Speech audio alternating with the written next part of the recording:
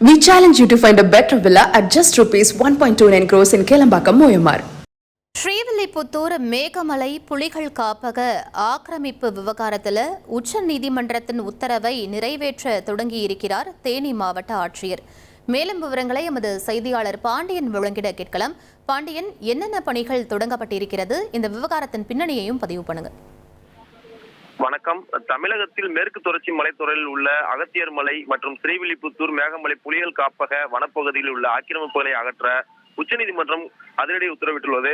இந்த உத்தரவை தொடர்ந்து வருஷநாடு பகுதியில் உள்ள 9 ஊராட்சி பகுதிகளில் வசிக்கும் 98 கிராமங்களைச் சேர்ந்த பொதுமக்கள் வெளியேற்றப்படலாம் என்ற அச்சத்தில் ஆழ்ந்துள்ளனர். தங்களை ஆக்கிரமிப்பாளர்கள் என கூறி வெளியேற்றக்கூடாது என தொடர்ந்து இப்பகுதி மக்கள் பல்வேறு போராட்டங்களில் ஈடுபட்டு வருகின்றனர்.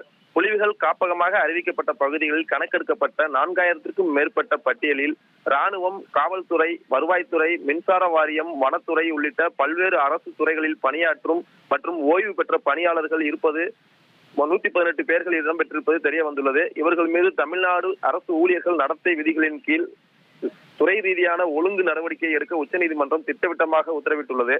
பொதுமக்களின் தொடர் போராட்டம் காரணமாக நீதிமன்றத்தின் உத்தரவை அமல்படுத்துவதில் தாமதப்படுத்தப்பட்டு வந்தது. இந்த நிலையில் நீதிமன்றத்தின் உத்தரவை தீவிரமாக செயல்படுத்தும் விதமாக ஆக்கிரமிப்பாளர்கள் என கண்டறியப்பட்ட சம்பந்தப்பட்ட அரசு ஊழியர்கள் மற்றும் அதிகாரிகள் மீது துறை வாரியாக ஒழுங்கு நடவடிக்கை எடுத்து அதற்கான அறிக்கையை உடனடியாக சமர்ப்பிக்க வேண்டும் என அந்தந்த துறை அதிகாரிகளுக்கு தேனி மாவட்ட ஆட்சியர் வைத்தியநாதன் தற்போது உத்தரவிட்டுள்ளார். இந்த உத்தரவுடன் ஆக்கிரமிப்பாளர்கள் பட்டியலில் இடம்பெற்றுள்ள ஊழியர்கள் மற்றும் பெயர் பட்டியலும் இணைத்து அனுப்பப்பட்டுள்ளது. கலெக்டரில் இந்த அதிரடி நடவடிக்கையால் பணியில் உள்ள மற்றும் ஓய்வு பெற்ற அரசு ஊழியர்கள், காவல்துறையினர் மற்றும் அவர்களின் குடும்பத்தினர் மத்தியில் பெரும் கலக்கமும் பரபரப்பும் ஏற்பட்டுள்ளது. மேலும் எந்த நேரமும் வெளியேற்றப்படலாம் என்ற அச்சத்துடன் வாழும் பொதுமக்களிடையும் பெரும் பதற்றத்தை ஏற்படுத்தியுள்ளது. We challenge you to find a better villa at just ₹1.29 crores in Kelambakam, Moyamar.